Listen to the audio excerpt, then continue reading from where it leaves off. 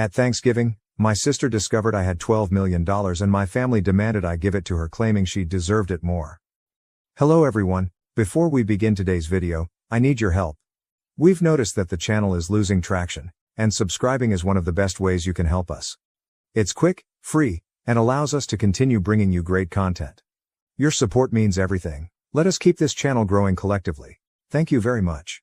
Now, let's begin the video. Using a throwaway for obvious reasons, with certain specifics modified to preserve anonymity. So I'm Sarah, 38, female, and I need to get this off my chest. Do you know those family dynamics in which one child can do no wrong while the other appears to be invisible? Yes, welcome to my life. Everything was very typical until I was 8. I was an only kid, and while my parents were not particularly warm and fuzzy, they were present, I suppose. Mom would help me with my homework, and Dad would occasionally take me fishing on Lake St. Clair. We weren't the Brady Bunch, but we were fine. Then came the night that would change everything. I recall my Aunt Kelly showing up at 2 a.m. and telling me to pack a suitcase because Mom was in the hospital. My sister, Rachel, was on her way, but something was wrong. She wasn't meant to arrive for another 2 months. The following few weeks were a flurry of hospital visits and hush chats. Rachel was really little. She looked like one of my baby dolls, but with all these tubes and cables, I wasn't allowed to touch her or get too close. That was the first time I felt it, an invisible wall forming between me and the rest of my family. When they eventually brought Rachel home, our house turned into a sterilized bubble. Mom had an obsession with germs. I'm talking industrial strength disinfection throughout, hand sanitizer stations in each room, and constant cleaning. The harsh odor of bleach still causes me distress to this day. But here's the bit that really messed me up. Whenever I showed the slightest symptom of illness, I was whisked off to either Grandma Marie's or Aunt Kelly's house. I mean every time. Sneeze once, pack your bags. A mild cough, you're off to see Grandma. At first, I thought it was enjoyable. Grandma Marie would make cookies, and Aunt Kelly had a fantastic collection of Nancy Drew books that I was working my way through. But children are not stupid. After a while, you begin to understand what is actually going on. You are not being sent away on adventures, you are being handled as a threat. As if your entire existence could damage your beloved sister. I tried everything to gain their attention in a healthier manner. Honestly, everything? Got all A's?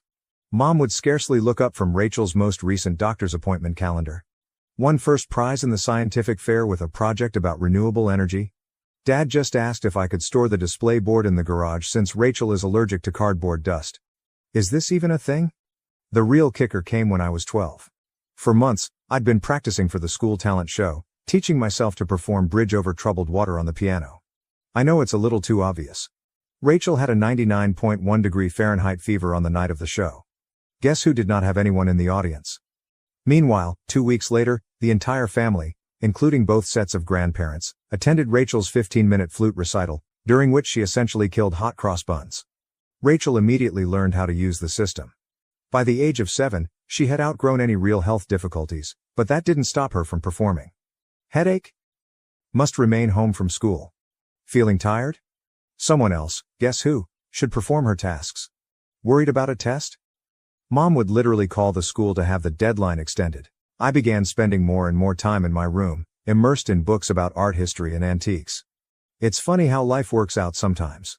My room became my sanctuary, mostly because Rachel claimed she was allergic to my lavender air freshener, so it was the only place she wouldn't go. Do you know what is actually wrong? When she pretended to be sick, a part of me felt grateful. At the very least, I'd be taken to Grandma Marie's, where someone would ask about my day or be interested in what I was about. Grandma was the one who sparked my interest in vintage jewelry. She had an incredible collection of costume pieces that she let me organize and catalog. I suppose I should have regarded it as prophetic. The worst thing wasn't even the clear favoritism. It was how they rewrote history to excuse their actions. Rachel just needs more attention because she had such a rough start. Sarah's always been so independent. Sarah understands that her sister has special needs. Number I did not comprehend. I was a child who didn't understand why having a good immune system made me less deserving of love. Looking back, I can see how these years shaped me. The persistent message that I was somehow unsafe or inconvenient to be around doesn't just go away. But hey, at least it taught me to be self-sufficient. When no one checks your homework or cares about your triumphs, you quickly learn to be your own cheerleader. High school, the majority of people either loved or loathed it. Me, I regarded it as a ticket out. While Rachel was establishing her drama empire in middle school, I was laying the groundwork for my own escape. And let me tell you, nothing inspires you to accomplish more than knowing that no one will do it for you. Remember how I said I spent hours sorting Grandma Marie's jewelry collection? That taught me a valuable lesson: the need for systematic organization and attention to detail. In high school, I approached everything with the same perspective. My desk at home resembled something out of an organization magazine: color-coded notes, meticulously organized study plans, and everything had its place. Rachel teased me about it, calling me Rain Man. Very great, sis. But here's the thing about being invisible: no one is monitoring your failures or successes. So do whatever the heck you want. I joined every club that would not interfere with my part-time employment at Carson's Diner. Thank you to Carol, the owner, for remembering my birthday when my own parents had forgotten. Debate team? Check. Who is the National Honor Society president? Check. Who is the editor-in-chief of the school newspaper? Check. The debate team was when I truly found my voice. There's something quite rewarding about shattering someone's argument while maintaining complete composure. It also taught me how to negotiate, which I didn't realize at the time but would be useful later. I've won states twice. Rachel had major soccer games, therefore my parents were unable to attend both competitions. She was on the C team, did not even play. The game changer the junior year was when things truly became interesting. I took the SAT and received a flawless score. Not like, oh, pretty good, perfect. I mean, perfect. 1600. You know how many people receive that? Less than 1%. I remember staring at the results screen for almost 20 minutes, convinced it was an error. I rushed home to tell my parents. I realized this is stupid. Mom was in the kitchen assisting Rachel with her English homework. The conversation went something like this. My reaction: Mom. Look, I got a perfect SAT score. Mama. That's nice, honey, but can you keep it down? Rachel's trying to concentrate. She has a big test tomorrow. Rachel, you're correct. Yeah, some of us actually have to study, Miss Perfect. She said. Rachel, sweetie, don't stress. You're just a different kind of learner. I still have the hard copy of those SAT results someplace. Never got pinned on the fridge. But Rachel's C+ in English? That infant received primo refrigerator real estate, complete with a "we're so proud of you" magnet. College applications. The college application procedure was interesting. I applied to 15 schools without informing anyone. I wrote all of my own essays, gathered my own recommendations, and handled all of the financial assistance paperwork myself. My guidance advisor, Mr. Chen, was the true MVP. My parents were too busy to help me with the FAFSA, so I stayed late after school. Then acceptances began to arrive. Harvard, Yale, Princeton, Michigan, and each one comes with a scholarship offer. I stored them all in a locked box under my bed, knowing what would happen if Rachel discovered them. They'd suddenly shifted their focus entirely to her. But if Sarah goes to Harvard, I'll be all alone. Or some nonsense like that. The day I received my full ride offer from UMich, Rachel joined JV cheerleading. Guess which one was celebrated with a family feast? Hint, I had microwave mac and cheese in my room while they went to Olive Garden. But, you know what? The scholarship was my golden ticket. Tuition, lodging and board are all included, as is a book allowance. I could finally leave that house, where I was either invisible or inconvenient.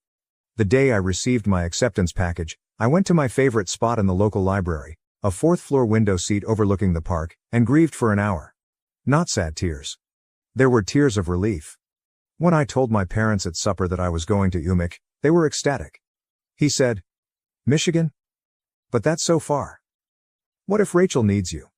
She replied, I hope you're not expecting us to help with expenses. Rachel's cheerleading competitions are very costly. Rachel is crying. Oh my God, finally. Can I have your room? I need space for my TikTok videos. The summer before college I worked double shifts at Carson's Diner to save money. Carol, bless her heart, always gave me additional tips and made sure I got to take home leftover pie at the conclusion of my shifts. She also taught me a vital skill: how to recognize genuine people in a society full of fakes. Baby, she'd tell me, in diners and in life, the ones making the most noise usually have the least to say. Move-in day at Michigan? My folks couldn't attend because, surprise, Rachel had a cheerleading competition. Aunt Kelly drove me instead, helped me set up my dorm room, and gave me a $500 envelope. Your Grandma Marie wanted you to have this, she told me. She's so proud of you. Later, I learned that Grandma had been saving that money from her Social Security checks for months. That first night in my dorm room, I promised myself, I was going to create such a wonderful life that being overlooked would be inconceivable. Not for vengeance. Nothing to prove to my family. But what about the 8-year-old girl who used to get sent to Grandma's house for sneezing? College and the beginning of something new. College went by in a flurry of all-nighters, instant ramen, and heavenly independence. I graduated summa cum laude from the University of Michigan. Not that my folks noticed. They were too busy helping Rachel transfer to her third college in 2 years. But this is where the plot takes an unexpected turn. I got an entry-level job at Everett and Phillips Auction House in Detroit. I won't use the real name for obvious reasons, but if you're in the business, you probably know who I'm talking about. A genuine high-end establishment, many old money clients, that type of transaction. I began with their estate sales business, which involved documenting the belongings of wealthy individuals after their deaths. Not exactly glamorous, but it paid the bills. The breakthrough. My first several months were very standard, logging countless china sets, categorizing vintage furniture, and so on. Next followed the Kingston estate. Mrs. Kingston was an elderly widow who had died with no children, leaving behind what everyone assumed was a huge collection of costume jewelry. Rooms filled with the material? This is where those hours at Grandma Marie's came in useful. I'm looking through this stack of jewelry when something catches my attention. It's an Art Deco brooch.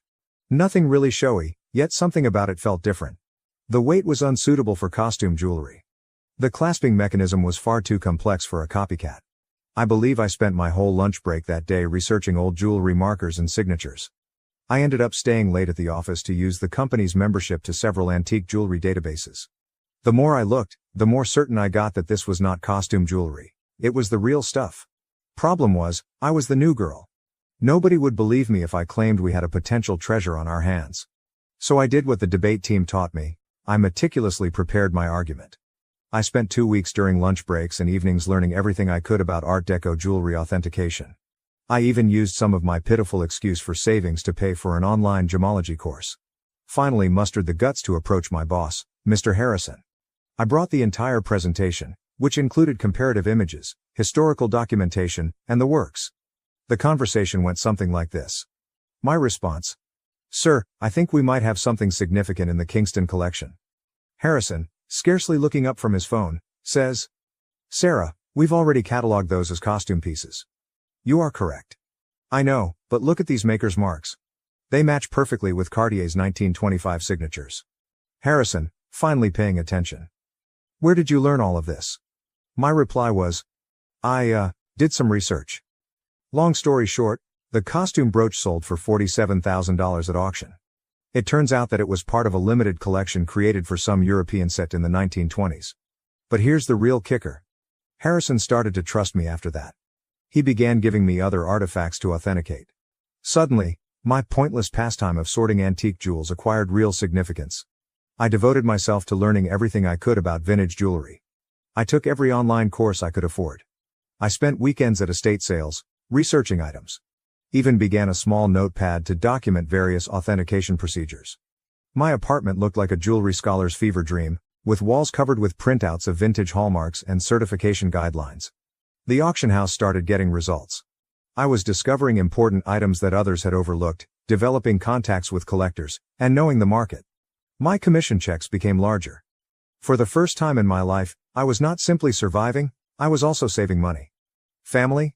Still remarkably uninterested. At Sunday dinners, which I still went to like a fool, the discourse went like this. Mom. Sarah's still at that antique shop, right? This is me. Auction house, and yes. Actually, I just authenticated a rare Tiffany piece. Rachel interrupts. Oh my God, speaking of jewelry. You guys have to see this charm bracelet I bought at the mall. But I didn't care anymore. For once in my life, I had discovered something wholly mine. Something I was actually excellent at. Something unrelated to being Rachel's sister or family disappointment. The Rothschild collection. Then came the Rothschild collection. This was about 2 years into my employment at the auction business. A massive estate. Old money family. There's a lot of buzz in the industry. I was part of the team that cataloged their jewelry collection. And that's when I noticed it. A fairly commonplace Art Nouveau piece that everyone else had missed. I spent 3 days investigating it. I barely slept. It turned out to be a piece from a famous French jeweler's private collection, which was supposed to have been lost during World War II. When it sold at auction for $238,000, Harrison summoned me to his office. I believed I was being promoted. Instead, he said something that completely changed the situation. "Sarah, you're wasting your talent here. You should be running your own authentication business." Initially, I shrugged it off. Me? Start a business? With what money? However, the notion took root. I began doing modest freelance authentication projects on the side. Word spread that I had a terrific site. Private collectors began contacting us directly. One night, I was sitting in my modest apartment, surrounded by jewelry manuals and authentication tools that I had gradually accumulated, when I had an epiphany. This is something I could actually do. I could create anything on my own. So I did what any reasonable person would do. I took out a large debt against my car. I emptied my savings account. I rented a small office space in a less desirable area of town. People believed I was insane. Perhaps I was. I transformed a storage room above a Chinese restaurant that was about the size of a college dorm room. The rent was low because it always smelled like Kung Pao chicken, and the Wi-Fi only functioned if you sat in the corner by the window. But it was mine. The struggle. The first few months were interesting, and by interesting, I mean scary. I'd awaken at 4 a.m. with cold sweats, calculating how many months till my savings ran out. Loan payments felt like a rope around my neck. My office furnishings comprised of, I purchased a card table from Goodwill. A chair I literally found on the curb. Don't worry, it was thoroughly cleaned. However, in the world of high-end jewelry, reputation and contacts are everything. And my experience at the auction house provided me with both. I started small by doing authentication work for local antique dealers. My fees were lower than the larger organizations, but my attention to detail was becoming known. Word spread. 6 months later, a watershed moment occurred. A dealer I had dealt with at the auction house inquired about a collection of Victorian-era brooches. The owner requested confirmation before selling. It turned out to be a massive collection, with pieces from 3 generations of families. I worked on it for 2 weeks straight, rarely sleeping and documenting everything. I discovered 2 extremely rare pieces that had been misinterpreted as later replicas. The owner was so delighted with my detailed analysis that she not only paid my fee, but also offered me a 10% commission when the piece sold. Was that a commission? $86,000. More money than I had earned in the preceding 2 years combined. Suddenly, my phone rang. A lot. Private collectors have heard about my knack for finding missed pieces. Estate lawyers seeking advice on inherited jewelry. Even my previous auction house began sending me authentication work. I'm quite sure Harrison was secretly helping spread the news. Thanks, boss. Scaling up. By year 2, I'd hired my first employee, Jenny, a fresh gemology graduate who reminded me much too much of myself at that age. She was extremely intelligent, yet she was neglected since she was quiet. She is now my head of authentication and is well worth her weight in gold. The firm expanded quicker than I could have predicted. Moved to a proper office downtown. Goodbye, Kung Pao chicken odor. Created a team of specialists. I've earned a reputation for finding misplaced items. You wouldn't believe how many important historical jewelry items get misinterpreted as costume jewelry in people's attics. Keeping it secret from my family. However, success came with its own set of obstacles. The bigger we became, the harder it became to keep it a secret from my family. They still thought I worked in an antique shop. Rachel would make these sarcastic remarks during family dinners. Rachel asks, "Sarah, I have some old jewelry I was going to donate to Goodwill. Maybe your little shop would want it?" Me, having just authenticated a $1.2 million Fabergé item that morning. "Sure, I'll look into it." Mom continues to introduce me to everyone as my other daughter. She works with old jewelry or something. Meanwhile, I was quoted in Forbes, luckily under my company name, and we had recently built our 3rd office. What's strange about it? Keeping the secret became almost enjoyable, like this private joke with myself.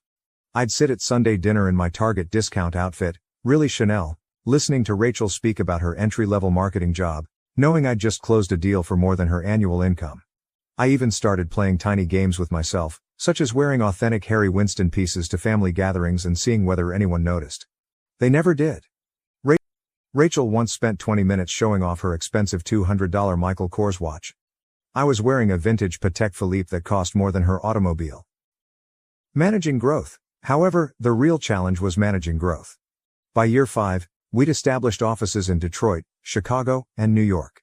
I spent more time on airplanes than in my own bed. We built a reputation for discretion. It turns out that many wealthy people want their jewels verified without the rest of the world knowing. The money was enormous. For example, we needed to hire a large team of financial advisors. Nonetheless, I maintained a relatively modest lifestyle. I purchased a nice, but not flashy house in a desirable neighborhood. I drove a high-end, but not obvious car. The only place I truly splurged? My home office. Advanced authentication equipment. The most effective security system money can buy. A custom-built vault to make Fort Knox envy. What's with the irony? They believed I was being frugal by aiding them. Mom would remark things like, "It's so sweet of Sarah to help out. She must be eating nothing but ramen to manage it."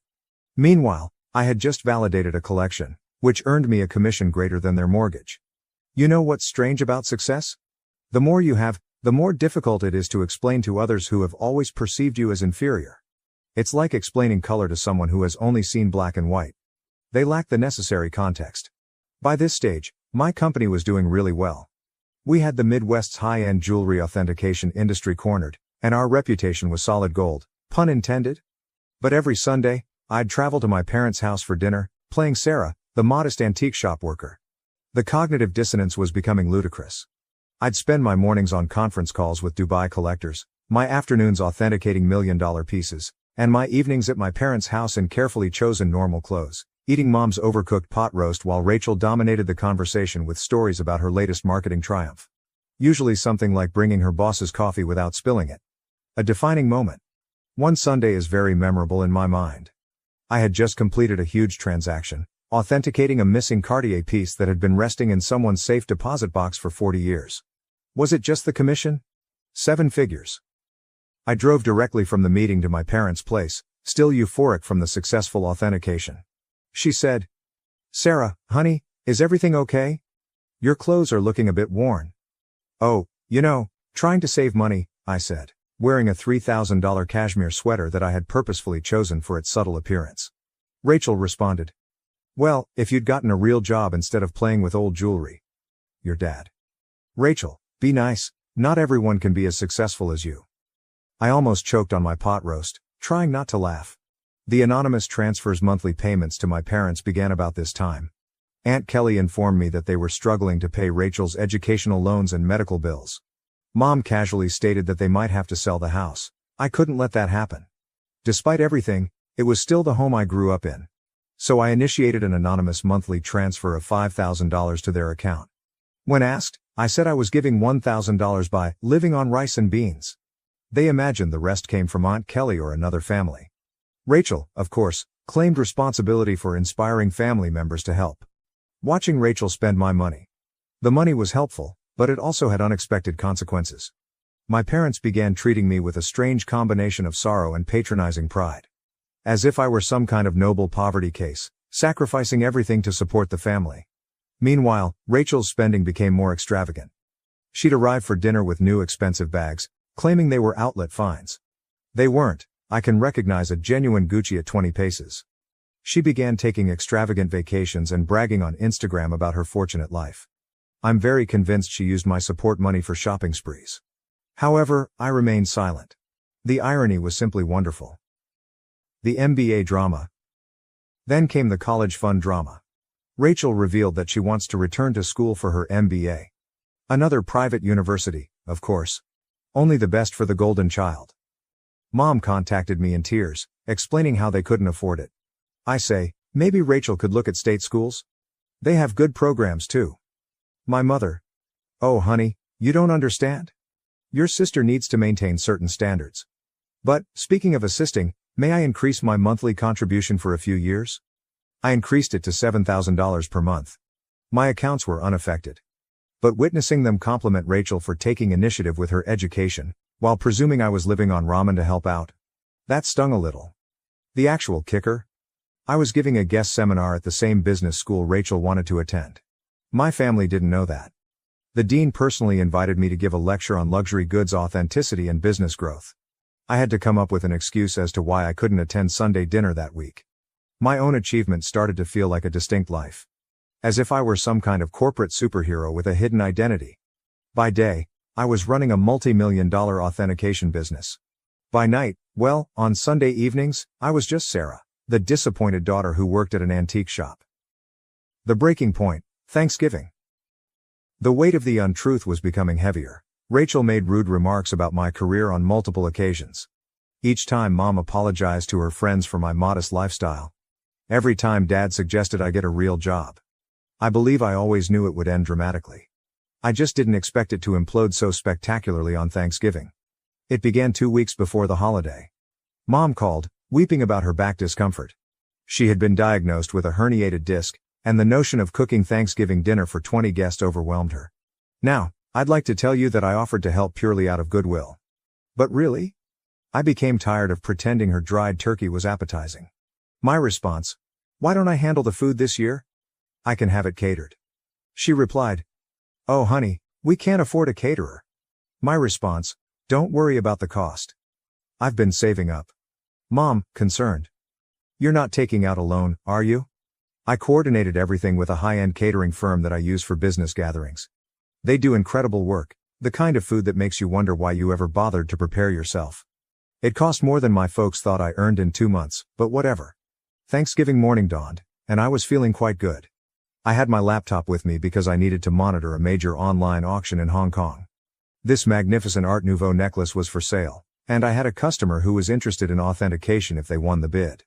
The lunch arrived on schedule, and everything was properly prepared. Rachel, of course, had to respond. Rachel inquired. Store-bought stuffing?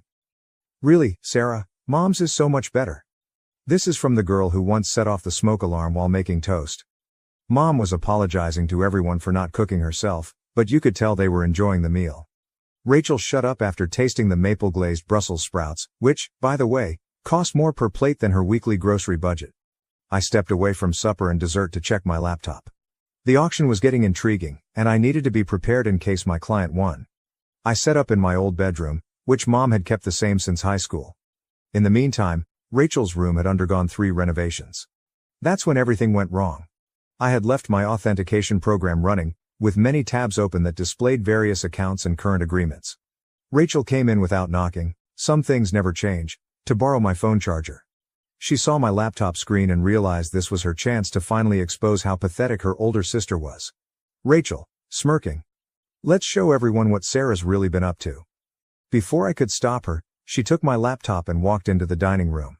The big reveal: picture this. 20 people, including aunts, uncles, cousins, and my parents, filled with gourmet turkey and half drunk on pricey wine, which they mistook for Trader Joe's. Rachel's reaction. Time to see what kind of important work Sarah's doing on Thanksgiving. She flipped the laptop around triumphantly, apparently intending to disgrace me with whatever minor antique transactions she assumed I was working on. The room went completely silent. You could hear the fancy clock I got Mom for Christmas ticking silently. She believed it was a reproduction. My screen displayed, current account balance, $12.4 million, pending authentication contract, $485,000.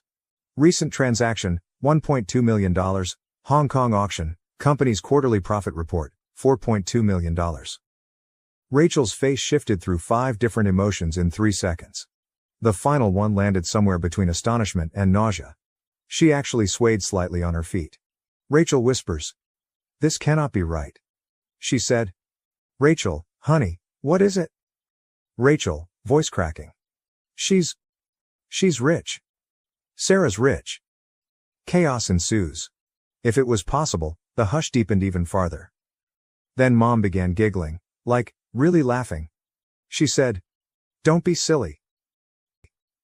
Sarah works at that little antique shop. I rose up carefully, straightening out my basic cashmere sweater, which cost more than their monthly mortgage. Me? Yes. Actually, Mom, I own one of the largest jewelry authentication companies in the country. For years. Those antique shop comments? I authenticate pieces worth millions. That little business you never asked about? It has offices in 3 cities. Dad choked on the liquor. Aunt Kelly dropped her fork. Uncle Mike began coughing terribly. Then Mom's laughing transformed into something else. Her face turned red, then purple. She stood up so quickly that her chair tumbled over. Mom screams, you have millions, and you let us struggle? My response. Struggle? I send you $7,000 every month. She replied. While sitting on millions? Your sister has student loans. So there it was. Instead, congratulations. Not, wow, we're so proud. Just outraged that I hadn't given them more money. Rachel began to cry. Surprising, I know. Sobbing about how she deserved to know, and how I had betrayed the family. Dad joined in. My dad. How could you be so selfish? We're your parents. We raised you. That was when I lost it. Years of being disregarded. Years of dismissal. Years of being considered as a family disappointment. Everything poured forth. My response. Raised me? You shipped me off to grandma's every time I sneezed. You missed every achievement, every award, every milestone, because Rachel might feel left out. You never saved a penny for my college but took out loans for her private school. And now, you're mad that I built something for myself. The following 5 minutes were chaotic. Mom screamed about family obligations. Dad is yelling about ungrateful children. Rachel alternated between sobbing and demanding to know just how much money I had. Meanwhile, the fancy catering team attempted to serve dessert while seeming exceedingly uncomfortable. I grabbed my laptop, took my Hermes bag, which Mom had previously commended as a nice replica, and walked out. Behind me, I could hear Mom discussing how to spend my money, something about Rachel's MBA and a new car. As I went home in my sensible automobile, a limited edition BMW, my phone started filling up with texts. The family group chat burst. Rachel began posting on Facebook about hidden family wealth and selfish siblings. The aftermath. The days after Thanksgiving were like watching a cyclone hit in slow motion. Except that the hurricane represented my family and the debris symbolized my sanity. Let's start with SMS messaging. Within 1 hour of leaving supper, my phone had 47 missed calls. More than 200 messages. Mom followed this intriguing progression. 7:42 p.m. How dare you walk out on family? 8:15 p.m. We need to talk about this like adults. 9:03 p.m. Your sister deserves a share of your success. 10:30 p.m. I've already called a realtor about houses in better neighborhoods. 11:45 p.m. Why aren't you answering? This is your mother. Meanwhile, Rachel had become a full-fledged social media fighter. Rachel, on the other hand, had fully embraced social networking. She wrote an enormous rant on Facebook about how her millionaire sister had been hoarding wealth while watching her beloved family struggle. The comments section was insane. Distant cousins and former high school classmates, whom I hadn't spoken to in years, suddenly formed strong ideas about my moral character. But this is the bit that really grabbed me. Rachel actually posted, all those years of me trying to help Sarah's career, giving her advice about moving up from that little antique shop, and she was secretly wealthy. The betrayal hurt so much I nearly threw my phone across the room. What was the only career advice she ever gave me? I suggest I try selling jewelry on Etsy. If you're unfamiliar with the term, flying monkeys occur when toxic family members send others to guilt trip you. Aunt Susan, whom I saw maybe once every 3 years, called to inform me that family is everything. Uncle Bob, who I'm pretty sure still believes I'm 12, emailed me a lengthy lecture on the importance of sharing wealth. Even my third cousin's wife's sister, how did she acquire my number, felt compelled to express her thoughts on family obligation. But the real fun began when they arrived at my workplace.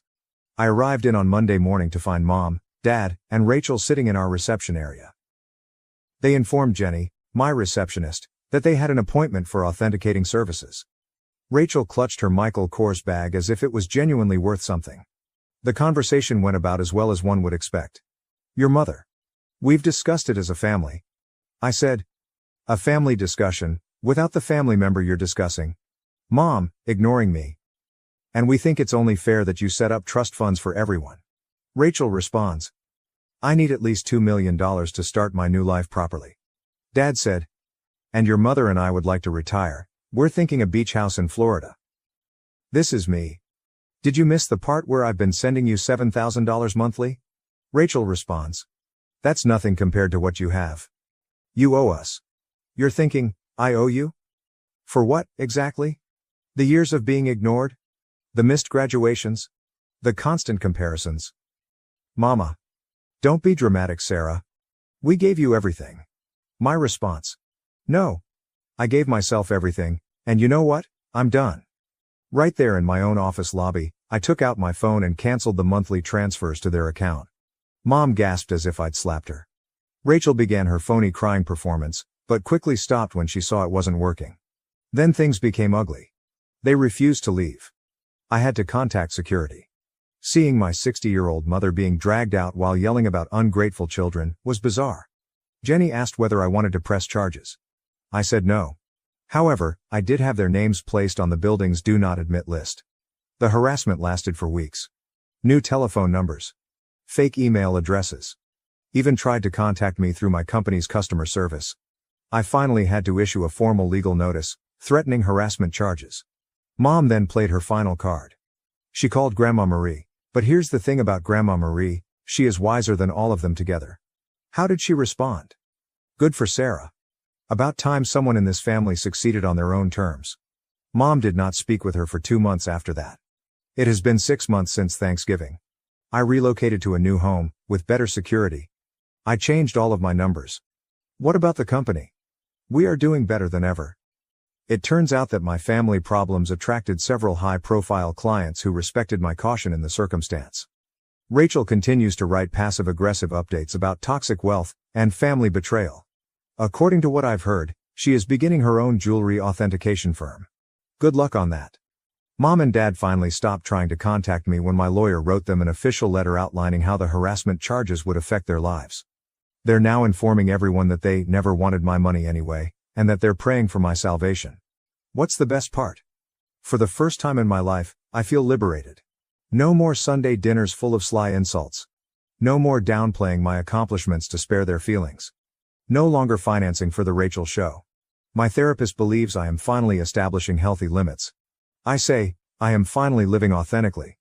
So, that is my story. Reddit? Thanks for allowing me to share it. Special thanks to the catering firm, who sent me a Christmas letter stating that the Thanksgiving meal was the highlight of their year. Edit, responses to common questions. Yes, I am still in treatment. No, I do not regret cutting them off. Yes, Grandma Marie is doing well. She's coming to visit next month to help me catalog a new collection. One last thing. To Rachel. I know you're probably reading this. What about the Cartier bracelet you're wearing in your most recent Instagram post? Definitely a fake. Just saying. Thank you for watching. If you haven't subscribed yet, please do so and hit the notification bell to stay updated with more shocking real-life stories happening around you.